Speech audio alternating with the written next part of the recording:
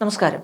അസമിലെ പ്രധാനപ്പെട്ട താന്ത്രിക ക്ഷേത്രവും തീർത്ഥാടന കേന്ദ്രവുമാണ് കാമാഖ്യ ക്ഷേത്രം. ഗുവാഹത്തിയുടെ പടിഞ്ഞാറൻ മേഖലയിൽ നിലാചൽ കുന്നിന് മുകളിൽ ആണ് ഈ ക്ഷേത്രമന്ദിരം സ്ഥിതി ചെയ്യുന്നത്.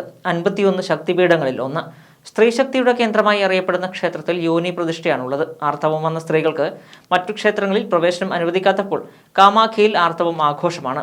ഇങ്ങനെയെല്ലാം കൊണ്ടും വേറിട്ട് നിൽക്കുന്ന കാമാഖ്യ ക്ഷേത്രം സന്ദർശിച്ച അനുഭവം പങ്കുവയ്ക്കുകയാണ് മോഹൻലാൽ. സാമാന്യം ദീർഘമായ ഫേസ്ബുക്ക് കുറിപ്പിൽ അദ്ദേഹം കാമാഖ്യ ക്ഷേത്രത്തെക്കുറിച്ച് വിവരിക്കുന്നുണ്ട്. ഏറെ നാളത്തെ ആഗ്രഹം സഫലമായതിന്റെ സന്തോഷം പങ്കുവയ്ക്കുന്നു. ക്ഷേത്രം ഭാരവാഹികൾ അദ്ദേഹത്തെ മാലയിട്ട് ആദരിച്ചു. ക്ഷേത്ര സന്ദർശനത്തിന്റെ ചിത്രങ്ങൾ ഇപ്പോൾ ഫാൻസ് ഗ്രൂപ്പുകളിൽ വൈറലായി കഴിഞ്ഞു. കുറിപ്പിന്റെ പൂർണ്ണരൂപം ഇങ്ങനെ: കേട്ടുകേൾവി കൊണ്ടല്ലല്ലോ ഒരിടം എന്താണെന്നറിയുന്നത്. ഞാൻ കാമാഖ്യയെക്കുറിച്ച് കേട്ടത് എന്നാണ് ഓർമ്മയില്ല. പക്ഷേ കേട്ട നാൾ മുതൽ അവിടെ ചെല്ലണം എന്നാഗ്രഹിച്ചിട്ടുണ്ട്. ആഗ്രഹങ്ങൾ തന്നെയാണ് അവസരങ്ങൾ സൃഷ്ടിക്കുന്നത്. പക്ഷേ ആഗ്രഹം മാത്രം മതിയാവില്ല പലതും സംഭവിക്കാൻ.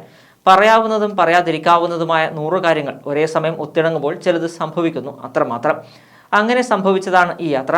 ഭാരതത്തിലെ തന്ത്ര പാരമ്പര്യത്തിന്റെ തൊട്ടിലായിട്ടാണ് കാമാഖ്യ അറിയപ്പെടുന്നത്. 100 അർത്ഥങ്ങൾ തന്ത്ര എന്ന ശബ്ദത്തിന് ഞാൻ വായിച്ചിട്ടുണ്ട്. പക്ഷേ ഞാനത് ആദ്യം കേട്ടത് എൻ്റെ അമ്മാവൻ ഗോപിനാഥൻ നായരുടെ അടുത്തു നിന്നാണ്. അന്നു മുതൽ ആ വഴികളെ ഒരുപാട് മഹാത്മാക്കളെ കാണുവാനും അറിയുവാനും സാധിച്ചിട്ടുണ്ട്. ഞാനറിഞ്ഞ തന്ത്രയുടെ അർത്ഥം ജീവിച്ചു കാണിച്ചവർ. തിരക്കുള്ള സിനിമാ ജീവിതത്തിനിടയിൽ ഞാൻ അവരെയൊക്കെ അത്ഭുതത്തോടെ നോക്കി നിൽക്കാറുണ്ട്. അവബോധത്തിന്റെ മാർഗത്തിലെ അവധൂതൻ. തന്ത്രയെക്കുറിച്ച് ഞാൻ എന്തു പറഞ്ഞാലും അതൊരു തൊട്ടിലിൽ കിടക്കുന്ന കുഞ്ഞിന്റെ കരച്ചിൽ പോലെ മാത്രമേ ഉള്ളൂ. അറിയാനുള്ളത് അറിയാൻ ഇനിയും എത്രയോ മുൻപിലേക്ക് പോകണം. കാമാഖ്യ യോനി പ്രതിഷ്ഠിച്ച ക്ഷേത്രമാണ്. യോനി എന്നാൽ വരുന്നയിടം എന്നാണ് അർത്ഥം. നമ്മളെല്ലാവരും വരുന്നയിടം. ഉറവിലേക്ക് തിരിഞ്ഞു പോകുവാനുള്ള വെമ്പൽ നമ്മിൽ സഹജമായി ഇരിക്കുന്നതാണ്. അതാണ് ഇവിടെ വരുവാനുള്ള ആദ്യ കാരണം. ഇവിടെ വന്നപ്പോൾ മാത്രമാണ് ഞാൻ ഈ ഭൂമികയുടെ ചരിത്രം അറിഞ്ഞത്. ഏതാണ്ട് 600 വർഷം അഹോം രാജാക്കന്മാർ ഭരിച്ച ഇടം. മുഗൾ ബ്രിട്ടീഷ് വാഴ്ചയെ ശക്തമായി പ്രതിരോധിച്ച അഹോം രാജാക്കന്മാരെ ഞാൻ ചരിത്ര പാഠപുസ്തകത്തിൽ പഠിച്ചതായി ഓർക്കുന്നില്ല.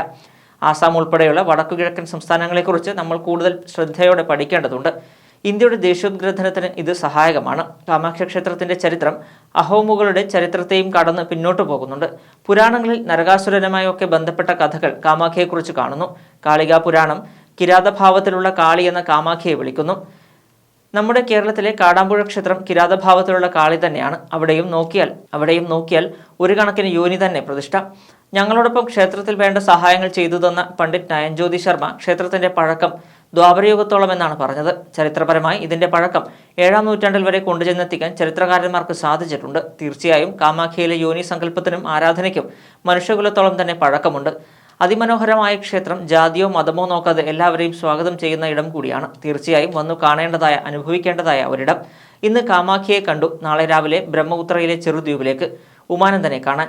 ഭൂപൻ ഹസാരികെ ഹൃദയം നിറഞ്ഞു പാടിയ ബ്രഹ്മപുത്രയിലൂടെ ഒരു യാത്ര. നദികളുടെ കൂട്ടത്തിലെ പുരുഷനെ കാണാൻ ഒരു യാത്ര.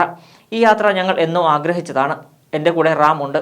കാമാഖ്യ പോകേണ്ടേ എന്ന ചോദ്യത്തിന് ഇന്നൊരു വിരാമമായി. ഇനി ഭാരതത്തിൽ പോകാനുള്ള മറ്റ് അത്ഭുത സ്ഥലങ്ങൾ കൂടെ പോകാൻ സാധിക്കട്ടെ എന്ന് പ്രാർത്ഥിക്കുന്നു. ഇങ്ങനെയാണ് മോഹൻലാൽ തൻ്റെ കുറിപ്പ് അവസാനിപ്പിക്കുന്നത്.